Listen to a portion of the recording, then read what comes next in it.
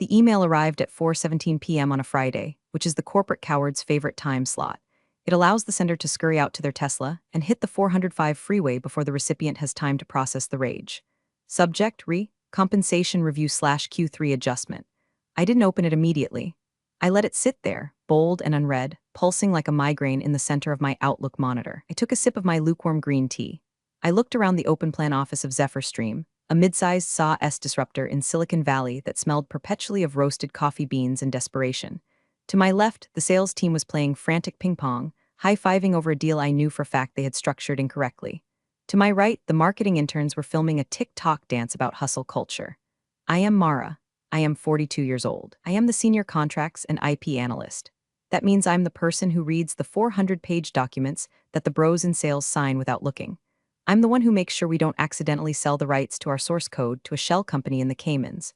I am the invisible guardrail on a highway full of drunk drivers. I clicked the email. Hi Mara, thanks for your patience regarding the compensation adjustment request. You've reviewed your performance metrics, which remain stellar. However, due to current reallocation of Q3 liquidity into strategic acquisition channels, your raise got lost in legal. We simply don't have the approval code to push it through this cycle. Let's revisit next quarter. Best Tyler HR business partner, lost in legal. I stared at the phrase. It was cute. It was ironic. It was a lie so lazy it was almost insulting.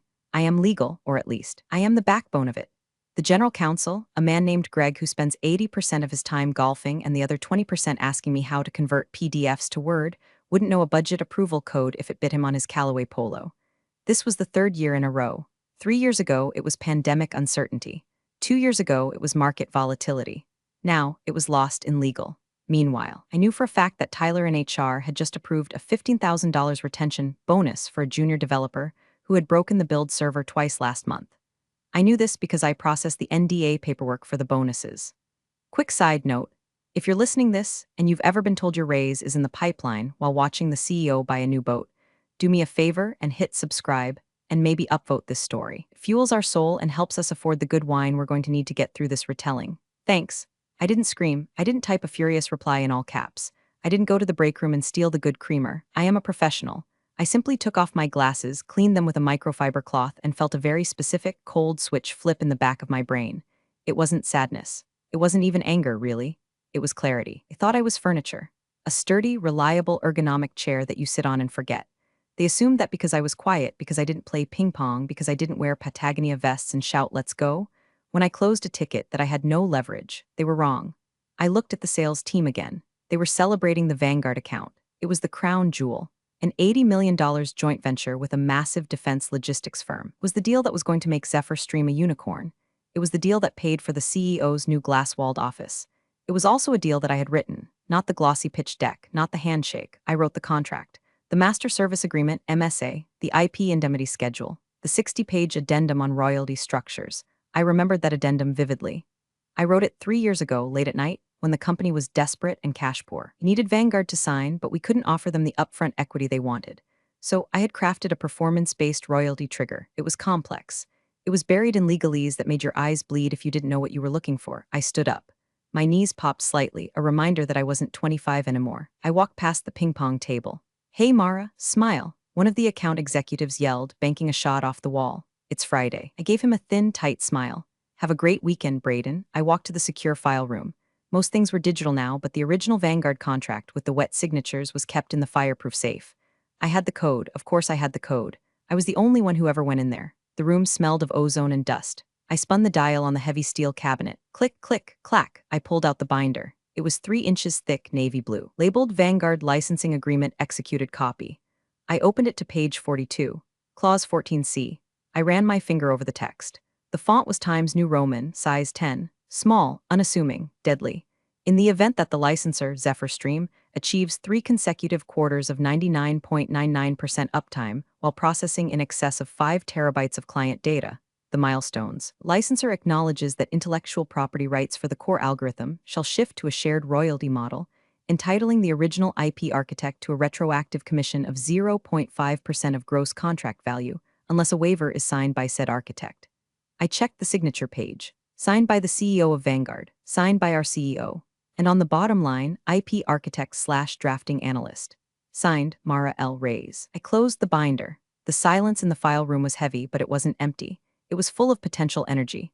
Lost in legal, I whispered to the empty room. The irony was delicious. My raise wasn't lost. It was right here, hiding in plain sight, compounding interest for 3 years. I wasn't going to reply to Tyler. I wasn't going to beg. I was going to teach them a lesson about the importance of reading the fine print.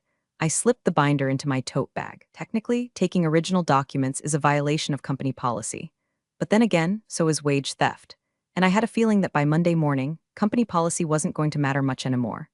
I spent the weekend in my home office, which is the exact opposite of Zephyr Stream's headquarters. It's quiet, it's organized. There's no ping-pong table, only a very efficient espresso machine and a cat named Sertarari who judges me from a sunbeam. I had the contract, now I needed the data.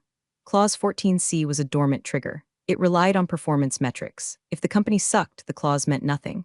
If the company did well, exceptionally well, the clause woke up and demanded to be fed. I logged into the admin dashboard. My access level is God mode. Not because I'm a hacker, but because 5 years ago, the CTO got tired of manually approving my requests for audit logs and just gave me root access to the data warehouse. He probably forgot he did it. People forget a lot of things about me. I pulled the uptime reports for the last 24 months. Q1 2023, 99.992% uptime. Q2 2023, 99.995% uptime. Q3 2023, 99.998% uptime. There it was. The first milestone, 3 consecutive quarters of near perfection. I remembered those months. The engineering team had slept under their desks. I had personally ordered 70 pizzas for late-night coding sessions. The CEO had bought himself a Porsche to celebrate the team's resilience. I had received a $50 Starbucks gift card. Next, the data volume. Client data processed, 12 terabytes. 15 terabytes, 22 terabytes, way over the 5 TB threshold. I sat back, the blue light of the monitor reflecting in my glasses. The math was simple, but the implications were staggering. 0.5% of the gross contract value. The Vanguard deal was valued at $80 million over 5 years. That's $400,000. Plus retroactive penalties for failure to notify. Plus interest, we were looking at $500,000. Minimum. But it wasn't just the money, it was the structure.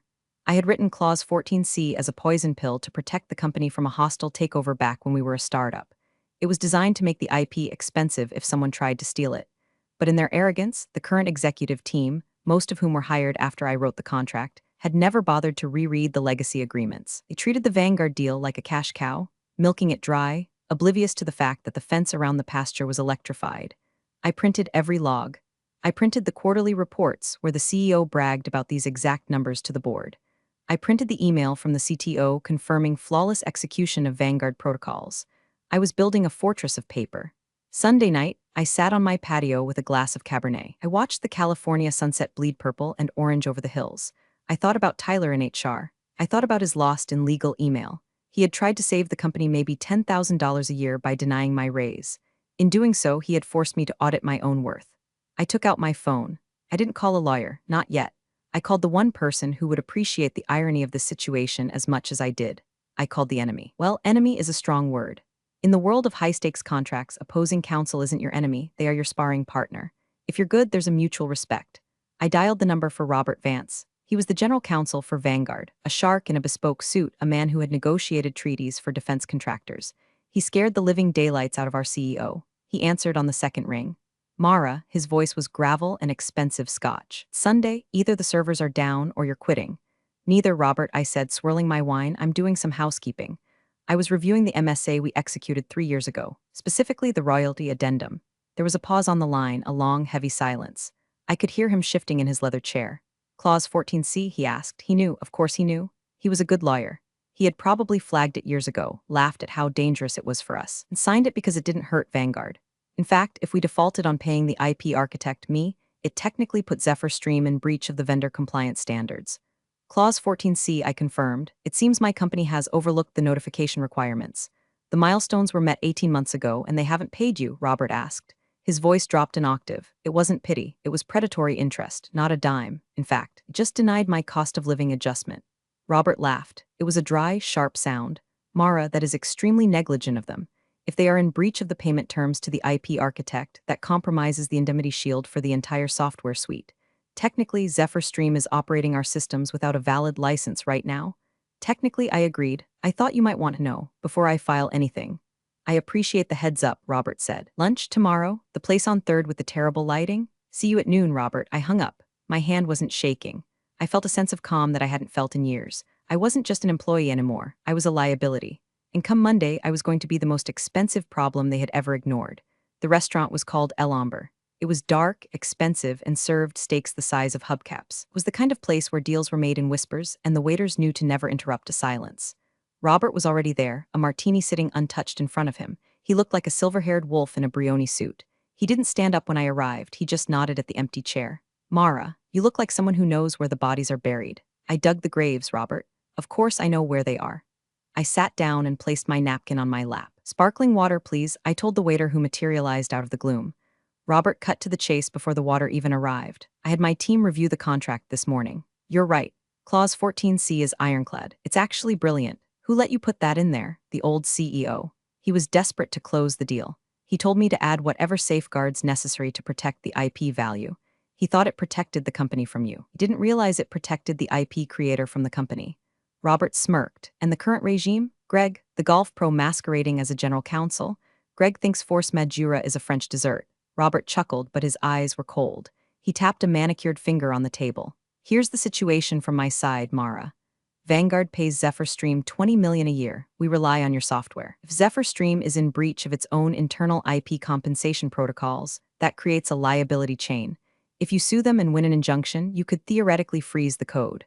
I could, I said softly, but I don't want to hurt the product. I built the product structure. I just want what the contract says is mine. And you want them to bleed a little, Robert added. I took a sip of the sparkling water. I want them to understand that lost in legal is not a valid accounting strategy. Robert pulled a folder from his briefcase and slid it across the white tablecloth. It was thin, precise. This isn't legal advice, he said, the standard lawyer disclaimer. But Vanguard takes compliance very seriously. If we were to discover that a key vendor was failing to compensate its primary IP architect, we would be forced to issue a formal notice of inquiry. It would demand an audit of all IP-related disbursements to ensure the software we are using is free of encumbrances. I opened the folder. It was a draft letter, addressed to the CEO of Zephyr Stream. Urgent audit of intellectual property compliance and royalties. It demanded proof that Clause 14C had been satisfied. It cited the exact milestones I had printed out. It requested a response within 48 hours. If you send this, I said, looking up. Greg will panic, the CEO will scream. Good, Robert said. They've been overcharging us for support hours for 6 months. I've been looking for a reason to squeeze them. You just handed me a vice grip. He leaned in. You realize, Mara, that once I send this, there is no going back? They will hunt for the leak. They will know it's you. They won't know I corrected him. They'll suspect. But they can't prove I spoke to you. And even if they do, retaliation against an employee for asserting contractual rights regarding their own compensation? In California? Treble damages, Robert whispered, savoring the legal term like a fine wine. Exactly. Do it, I said. Robert signaled for the check. I'll send it tomorrow morning at 9 o'clock a.m. I suggest you be in the office. The fireworks should be spectacular. We didn't shake hands. We didn't need to. We were two professionals who understood the mechanics of the machine. I walked out of the restaurant into the blinding California sun. I felt lighter. I went back to the office for the afternoon. I sat at my desk. I answered emails. I helped a junior associate fix a formatting error in an NDA. I was helpful. I was pleasant. I watched Tyler from HR walk past my desk. He was holding a green smoothie and wearing noise-canceling headphones. He didn't even look at me. Enjoy the smoothie, Tyler, I thought. Might be the last thing you digest comfortably for a while. Tuesday morning, 9:02 a.m. The office was buzzing with the usual caffeine-fueled chaos. The marketing team was arguing about font sizes. The sales team was ringing a literal cowbell because someone had sold a $500 subscription. Then the email hit. I didn't receive it directly. It went to the CEO, Brett, the CFO, Chad, and the general counsel, Greg. I sat quietly, monitoring the network traffic headers. I saw the email from Vanguard Legal enter the server. It was flagged high importance. At 9:15 a.m., I saw Brett forward it to Greg. Subject, FWD, urgent audit. Greg, handle this. Probably just standard compliance spam. Don't let them slow down the Q4 pipeline. At 9:30 a.m., I saw Greg forward it to the VP of Finance. Subject, FWD, urgent audit. Chad. They're asking about royalty structures. Do we have any of those? Just send them some generic financials. At 9:45 a.m., the email landed in my inbox. From Greg, General Counsel, to Mara Ray's subject. Vanguard whining again. Mara. Vanguard sent some formal nonsense about an IP audit and Clause 14C. Sounds like legacy contract gibberish. Can you draft a standard we are in full compliance response? Don't spend too much time on it. I need you to focus on the merger due diligence. THXG. I stared at the screen. I had to bite the inside of my cheek to keep from laughing out loud. They hadn't even read it. They hadn't opened the attachment where Robert had explicitly listed the milestones. They saw Clause 14C, didn't know what it was, and blindly forwarded it to the one person in the company who knew exactly what it was. They were asking the arsonist to investigate the smell of smoke. I opened the email. I hit reply. Hi Greg, I'll log this in the compliance tracker. I need to pull the original files to verify the specific language of Clause 14C. It might take a few days to cross-reference with the performance logs. I'll keep you posted. Best Mara, sure thing. Take your time, Greg replied instantly. Take my time. I wasn't going to take my time. I was going to let the clock run out. The Vanguard letter demanded a response within 48 hours. That meant Thursday morning. If we missed the deadline, Vanguard reserved the right to suspend payments pending investigation. I created a new digital folder on my encrypted drive. I named it Contingency Escalation. Into this folder, I dragged 1. The original email from HR denying my raise. 2. Email from Greg asking me to handle the audit regarding my own unpaid royalties. 3. A PDF export of the Slack conversation where Chad, CFO, joked about hiding profits to avoid paying out bonuses last year. I archive everything. Never annoy the person who manages the data retention policy. Wednesday passed in a blur of surreal normalcy. I sat in meetings where Brett talked about radical transparency and valuing our people. I watched him present a slide deck about our record-breaking uptime. We are unstoppable. Brett cheered, fist pumping. Vanguard is thrilled with our performance. They are thrilled with the performance, I thought. They are less thrilled that you're stealing from the architect of that performance. I looked at Greg during the meeting. He was scrolling through Instagram on his phone under the table. He had completely forgotten about the Vanguard email. To him, it was just another task he had delegated to the help. I felt a strange sensation in my chest. For years, I had resented being invisible. I hated being the woman in the gray cardigan who fixed the formatting while the men in vests took the credit. But now, invisibility was a superpower. I was a ghost in the machine. I was walking through walls, planting dynamite, and they were handing me the matches. Thursday arrived. The 48-hour deadline was approaching. I didn't send the response. I didn't draft the "We are in compliance" letter. Instead, I updated the ticket in our internal system. Status, pending legal review, awaiting executive sign-off. Technically, I was waiting. I was waiting for them to do their jobs. I was waiting for them to realize that the cliff edge was right there. They didn't. At 5 p.m. on Thursday, the deadline passed. At 5:01 p.m., my phone buzzed. A text from Robert. Radio silence. Old move, I replied. They think it's spam. They delegated it to me. I'm reviewing. Robert replied with a single emoji. Popcorn, the trap was set. Now we just had to wait for the snap. Friday morning, the audit committee meeting. This was usually a borefest where Chad, the CFO, tried to explain why we were burning cash faster than a bonfire in a wind tunnel. Today, however, the atmosphere was different. There was a weird energy. We gathered in the Disrupt conference room. Glass walls, uncomfortable avant-garde chairs, a $20,000 espresso machine humming in the corner. Chad stood at the head of the table. He was 35, wore a vest that cost more than my car, and had the confidence of a man who had never been told no in his life. Okay team, Chad said, clapping his hands. Vanguard payments are looking weird this month. Accounts receivable says the wire is pending. Anyone know why? My heart did a slow, heavy thud. Vanguard had frozen the payment. Robert moved fast, probably just a bank holiday in. Wherever they bank, Greg said, spinning a pen. I'll ping them, do that, Chad said. We need that cash flow for the Q4 offsite in Tahoe. Then a voice spoke up from the end of the table. Actually, it was Kevin. Kevin was a 22-year-old junior analyst, fresh out of Stanford. Smart. Too smart. I was looking at the liability ledger yesterday. I saw a flag on the contingent liabilities tab. Something about royalty class B. It's accruing at like 0.5% of gross. The room went quiet. Chad frowned. Royalty? We don't pay royalties. We're a SaaS platform, not a record label. It's in the legacy code base, Kevin persisted, tapping his laptop. Clause 14C? It says it triggers upon uptime milestones. The system automatically flagged it as a liability because our uptime is so high. Chad looked at Greg. Greg, what the hell is Kevin talking about? Greg looked blank. I don't know. Probably some old boilerplate the previous lawyers left in. Ignore it. I can't just ignore a flagged liability, Kevin said, his voice shaking slightly. If the auditors see this? Kevin, Chad snapped. We are not paying royalties. Delete the flag. Reclassify it as system error. I watched Kevin. He looked uncomfortable. He looked at his screen. And he looked up and locked eyes with me. He knew I handled contracts. I held his gaze. I didn't shake my head. I didn't nod. I just stared at him with a neutral, intense expression that said, "Don't be a hero, kid." Kevin looked back at Chad. But if the contract says, delete the flag, Kevin, Chad barked. God, why does everyone in this company want to find problems? We are trying to scale. Reclassify it and let's move on. Kevin slumped. Okay. Classifying as error. He typed the command. The red flag on the screen disappeared. They had just committed financial fraud, willful suppression of a known liability in front of witnesses. I quietly opened my notebook and wrote down the time, 10:14 a.m. Chad orders deletion of Clause 14C liability flag.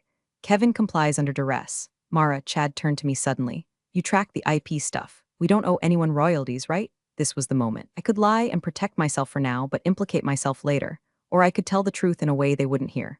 The contract language is very specific, Chad, I said, my voice steady. Clause 14C exists. It was signed by the previous executive team.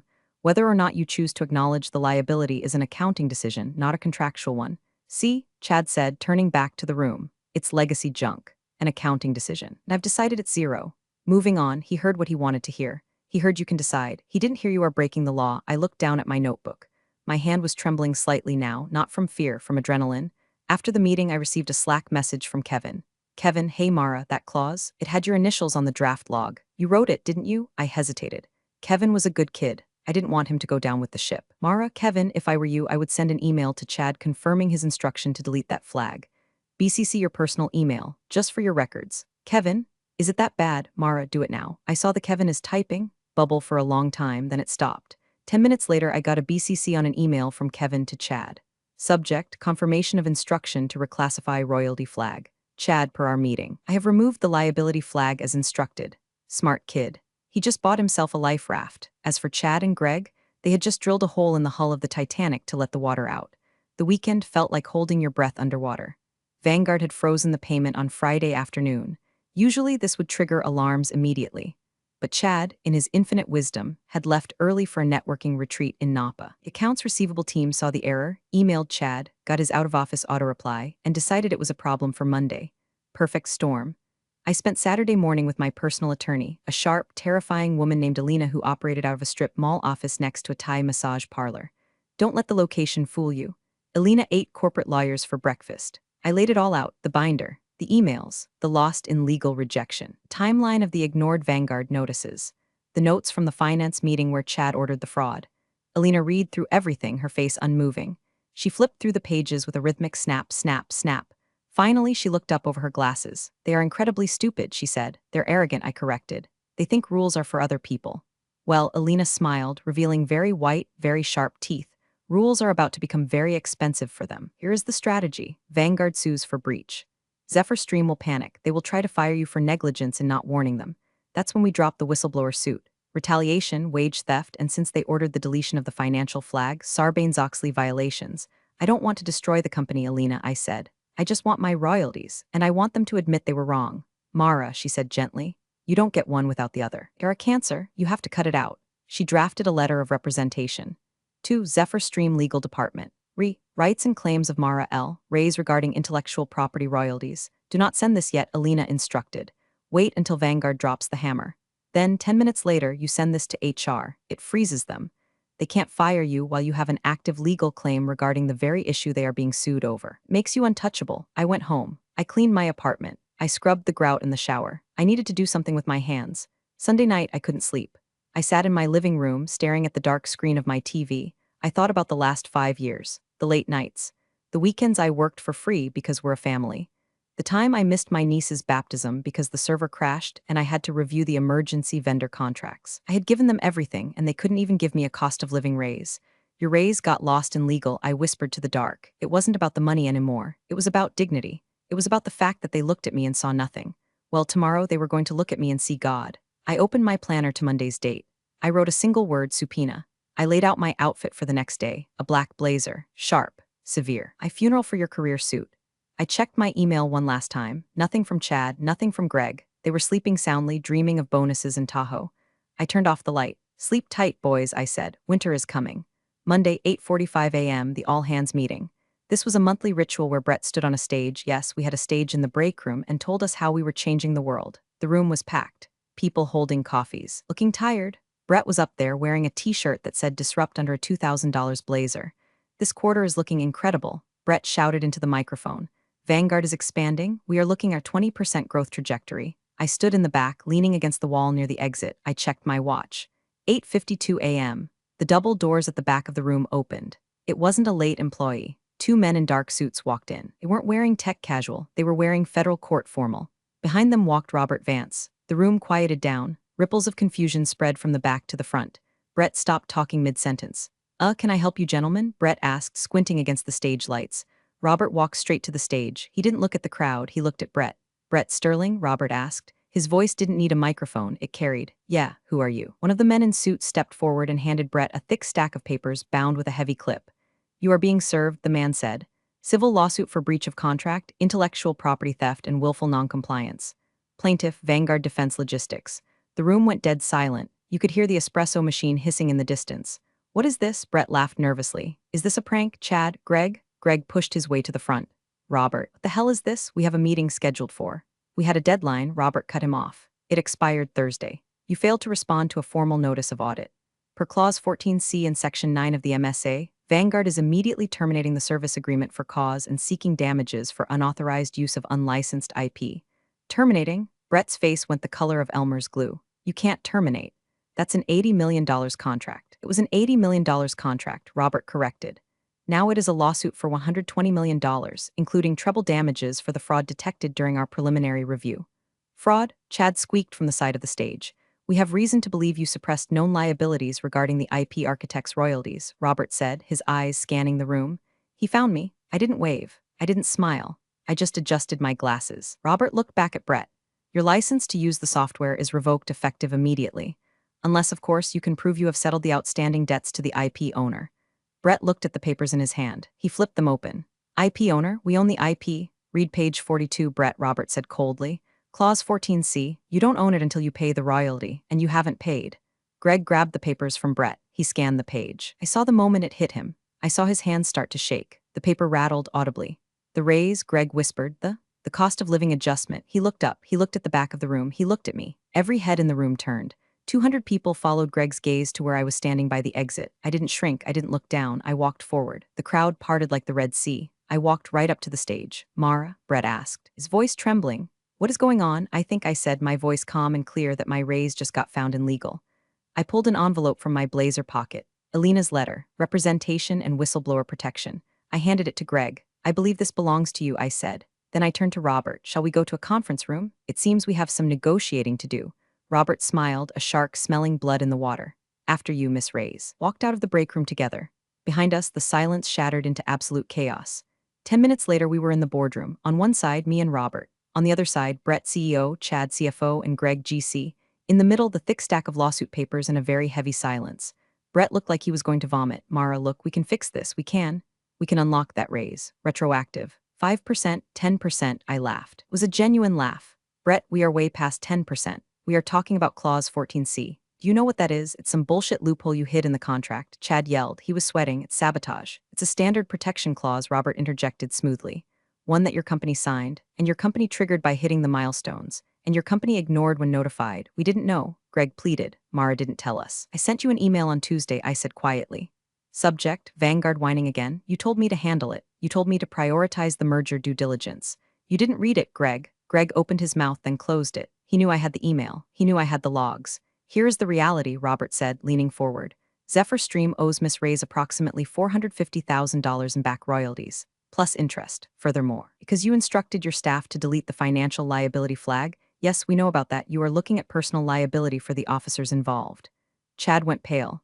Kevin, he whispered. Kevin is a good kid, I said. Leave him out of this, so what do you want? Brett asked. He sounded defeated. You want the money? Fine, we'll pay the $450,000. Just make the lawsuit go away. We can't lose Vanguard. It kills the company. It's not just the money, I said. It's the structure. You proved you can't be trusted with the IP. You tried to defraud the creator of the system.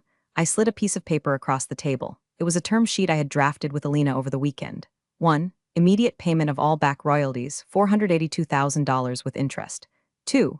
A formal apology issued to the company for administrative errors regarding compensation. 3. Reinstatement of the royalty clause with a penalty multiplier for future delays. 4. My legal fees paid in full.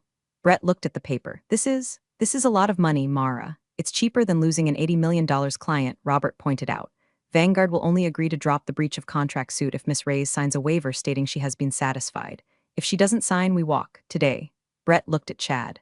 Chad looked at the floor. Greg was rubbing his temples like he was trying to push his brain back inside his skull. And one more thing, I added. They all looked up. I want a promotion, I said, Director of Contract Compliance. Reporting directly to the board, not to the legal department. I don't trust Greg to read my emails anymore. Greg flinched. And I continued, I want full autonomy to audit all executive expenses for compliance with vendor contracts. Chad's eyes widened. He knew what was in those expense reports. The client dinners that were actually bachelor parties. The travel that was just Napa. You can't do that, Chad hissed. Then Robert files the lawsuit, I said simply. And the discovery process will find all those receipts anyway. Your choice, Chad, an internal audit by me or a federal audit by the court? The room was silent for a long minute. The air conditioner hummed. Brett slumped in his chair. He looked at me, really looked at me. The first time in 5 years. He didn't see the quiet woman in the cardigan anymore. He saw the person who held his life in her hands. Fine, Brett whispered, done, we'll sign. Excellent, Robert said, clicking his pen. I have the settlement agreement right here. I watched them sign. Brett's hand was heavy. Chad looked like he was signing his own death warrant. Greg just looked tired. When they were done, I took the document. Thank you, I said. Now, if you'll excuse me. I have some work to do. Apparently, there was a compliance issue that got lost in legal. I need to go fix it. The wire transfer hit my account on Wednesday. $482,340.12. I stared at the number on my banking app. It looked like a phone number. It looked like freedom. But the money was just the beginning. The real payment was the fear. The following week, the changes started. Brett announced he was stepping back from day-to-day operations to focus on visionary strategy. Translation: the board heard about the near miss with Vanguard and put him in a timeout. Chad, the CFO, decided to pursue other opportunities. He was escorted out of the building on a Tuesday. I watched from my office window as he carried a box of personal items to his Porsche. He didn't look back. Rumor was that my first audit of his expenses turned up some very interesting invoices for consulting fees paid to his brother-in-law. Greg remained, but he was a ghost. He sat in his office, door closed, actually reading contracts now. Every time he saw me in the hallway, he nodded respectfully and scurried away. As for me, I got the corner office, the one with the view of the bay. I replaced the Hustle Harder neon sign with a nice, tasteful abstract painting. My title is now Director of Strategic Compliance and IP Governance. I hired Kevin. He's my senior analyst now. We have a strict policy. We read everything. We flag everything. And we never, ever ignore a red cell in the spreadsheet. The culture of the office changed, too. The ping-pong table was moved to the basement. The sales bros learned to knock before entering my office. I learned that Mara needs to sign off on this meant you better have your paperwork in order or God help you. Vanguard stayed. Robert and I have lunch once a month. We don't talk about business much. We talk about wine and travel and the stupidity of people who think they can outsmart the fine print. One afternoon, about 6 months later, I got an email from Tyler in HR. Subject: Annual Review/Compensation Adjustment. Hi, Mara. Just wanted to let you know that your new compensation package has been fully processed and approved by the board. No issues this time. Best, Tyler. I smiled. I took a sip of my tea, the expensive kind, imported from Japan, which I now expense to the company. I hit reply. Thanks, Tyler. Make sure you file it correctly this time. We wouldn't want it to get lost in legal again. I closed my laptop. The sun was setting over Silicon Valley, casting long shadows across the glass buildings. They say the devil is in the details. They're wrong. The devil is in the person who reads the details, and she just got a raise. My personal thoughts on the story. This story is a razor-sharp takedown of corporate gaslighting, the kind that simmers with quiet rage until it erupts into a masterstroke of calculated payback. Think The Devil Wears Prada meets Aaron Brockovich, but with spreadsheets instead of stilettos. I was fuming right from the start. Mara, this brilliant 42-year-old IP wizard who's basically the invisible glue holding Zephyr Stream together, getting her third raise denial via a curt email from HR drone Tyler, blamed on lost in legal like it's her fault the budget fairy forgot her. The excuses piling up, pandemic jitters, market wobbles, while the execs splash bonuses on the loudmouths. It hit too close to home. That soul-crushing invisibility of being the reliable workhorse everyone takes for granted. But then the pivot, her forensic dive into that dusty $80 million Vanguard contract she ghost-wrote 3 years back, unearthing Clause 14C like buried treasure, a 0.5% royalty kicker worth $400,000 plus penalties, triggered ages ago, but conveniently forgotten. The weekend war room of audits and secret calls to Vanguard's Robert Vance? Pure tension, her transforming from overlooked analyst to chess grandmaster. I grinned through the chaos, Greg dumping the compliance headache back on her, Chad's slimy order to scrub the liability flag, nailed by Kevin's sneaky BCC, and that all-hands bombshell where Robert drops the $120 million lawsuit hammer mid-presentation. Mara's negotiation eyes, no screaming, just $482,000 wired by end of day, apology in writing, promotion to director, or we walk. The fallout: Brett sidelined, Chad resigning in a cloud of audit smoke, Tyler's sheepish adjustment confirmed, delivered that delicious, full-circle justice. It's empowering as hell, especially her corner office glow-up and mentoring Kevin, but laced with melancholy. What if they just valued her from jump? Themes of weaponized silence and the fine print's revenge make it a gut-punch reminder that the quiet ones often hold the kill switch. I walked away fired up, nodding at every overlooked contributor I've known. This isn't fantasy. It's a blueprint for the fed up. Lessons I take away. This corporate thriller boils down to some gold standard wisdom on navigating toxic workplaces, turning crumbs into cannons, and why details are dynamite. Here's what I tattoo on my cubicle wall. Document everything, always. Your paper trail is your panic button, Mara's admin access, and archived emails, HR denials, exec dismissals, turned lost in legal into lawsuit leverage, exposing the breach without a single bluff. Lesson: in any role, log milestones, clauses, and slights religiously. Use tools like shared drives or personal backups. When the axe falls or the raise vanishes, facts don't argue. They indict. It's not paranoia. It's preparation that flips power imbalances overnight. Invisibility can be your superpower. Play the long game over office politics while the Chad schmooze for bonuses. Mara's low-key grind let her spot the $80 million royalty oversight everyone else ignored. Her strategic delay on the response. Genius non-action that let the 48-hour clock tick to chaos. Takeaway: skip the water cooler wars. Invest in deep expertise and quiet networks. Shout out to Robert and Kevin. When undervalued, don't rage quit. Audit silently, ally build discreetly, and strike with irrefutable value. Arrogance blinds, competence blindsides. Demand your worth unapologetically. Settle for nothing less than systemic change. Mara's settlement wasn't just cash. It locked in the royalty clause, her promotion, and audit autonomy, reshaping the culture from frivolous to accountable. Even Tyler's post-win deference shows boundaries stick when enforced. Insight: in negotiations or exits, lead with specifics, dollars, titles, protections, over emotions. Consult a pro like Alina early. And mentor the Kevins. Elevating juniors creates ripple effects, turning one win into a wave of reform. Dignity isn't given, it's claimed, one clause at a time.